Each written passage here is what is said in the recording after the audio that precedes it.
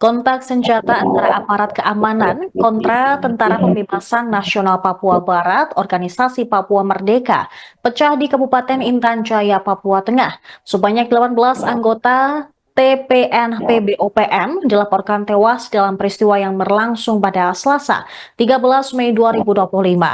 Kemudian pemirsa, untuk mengetahui bagaimana kronologi dari kontak senjata tersebut, kami sudah terhubung dengan jurnalis tribunpapua.com, Marcelinus Labulela, yang akan melaporkan selengkapnya. Silakan rekan Marcel. Baik Sarah dan Tribunas, bahwa kontak tembak antara aparat dan kelompok organisasi Papua Merdeka kembali pecah di Kabupaten Intan Jaya pada Selasa tanggal 13 Mei tahun 2025 lalu. Memang kontak tembak tersebut berlangsung antara jajaran Detasemen 1 Satgas Raja Wali 2 dan Satgas Bionik 500 Citakan dengan kelompok OPM Daniel yang dipimpin oleh Daniel Aibon Kogoya dan Indus Kogoya dan juga Joshua Waker. Kontak tembak terjadi di sekitar Kampung Bambu Kuning, Kampung Sigapa Lama, Kampung Dugu Singa, Kampung Eknenga, dan Kampung Anamba. Memang berdasarkan informasi yang kami peroleh bahwa awalnya aparat melakukan penerbangan drone milik aparat memantau kurang lebih 50 orang diduga OPM berkumpul di Kampung Sigapa Lama. Dari 50 orang itu ada 30 orang berkumpul di Kampung Bambu Kuning. Kemudian perkumpulan kelompok ini diduga di luar dari kebiasaan masyarakat setempat, di mana berbeda dengan hari-hari sebelumnya.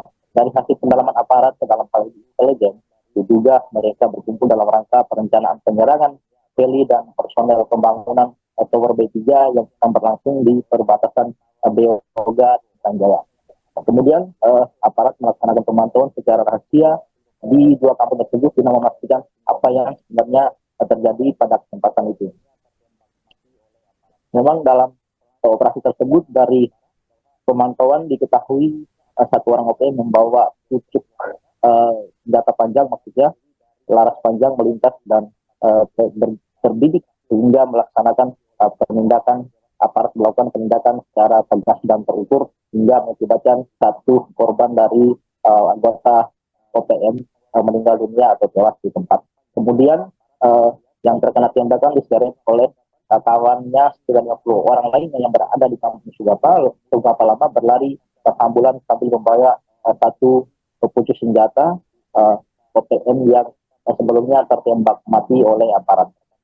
Selanjutnya, Sarah, bahwa selanjutnya aparat melaksanakan penembakan terhadap dua OPM lainnya yang akan melarikan diri dari Sonai atau rumah tempat mereka tinggal, namun berhasil dilumpuhkan sekali lagi oleh aparat dan tewas di tempat.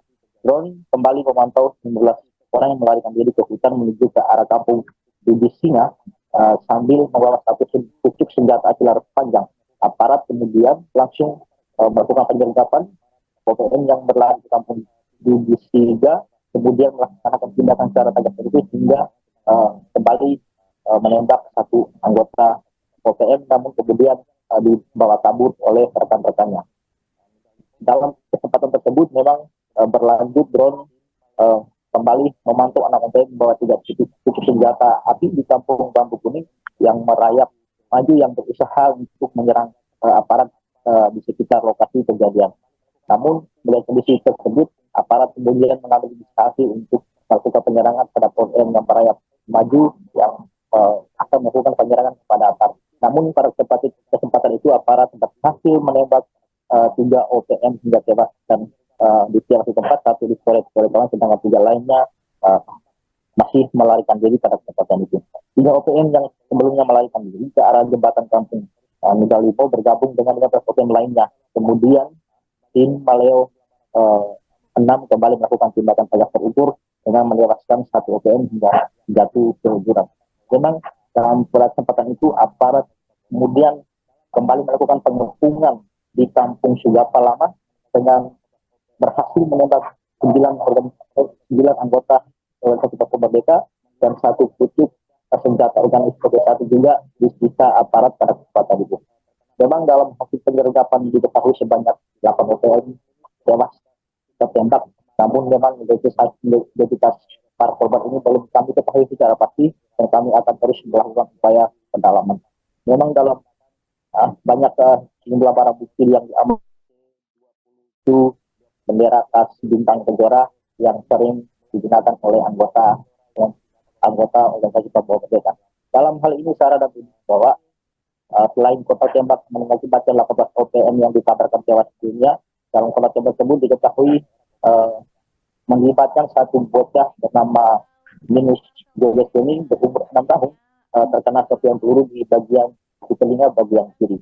Memang Minus biasanya sudah kemarin sudah dievakuasi ke RSUD Kabupaten Mimika kemarin hari Rabu tanggal 14 Mei 2025 dengan menggunakan pesawat telepon global transport C20 208B PK FTO mulai dari Bandara Silorai hingga Kabupaten Jaya menuju Bandara Cilangi. Kini bocah tersebut masih dalam penanganan intensif di rumah sakit umum daerah Kabupaten Mimika. Begitu, Sarah. Baik, rekan Marcel, terkait dengan adanya barang bukti yang disita oleh pihak TNI apa saja? Untuk barang bukti yang disita oleh TNI selain bendera Duta Kejora, ada juga puluhan butir amunisi dan juga 2 pucuk senjata api laras panjang dan juga peralatan lain seperti HT yang digunakan oleh anggota organisasi Papua Merdeka ini untuk melakukan penyerangan terhadap aparat. Baik, mungkin terakhir Marcel, terkait dengan adanya korban warga sipil selain anak kecil tersebut, apakah ada lainnya?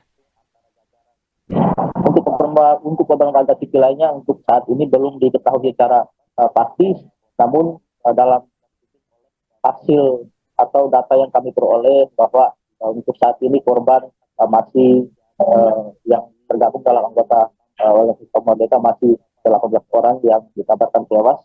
Namun untuk korban-korban lain belum diketahui secara pasti. Namun hingga saat ini, Sarah, bahwa aparat masih melakukan siaga 1 guna mengantisipasi terjadinya aksi-aksi susulan di Kabupaten Mimika Jaya. Baik, terima kasih rekan Marcelinus Labu Lela, jurnalis Tribun Papua.com atas laporan Anda. Selamat kembali bertugas.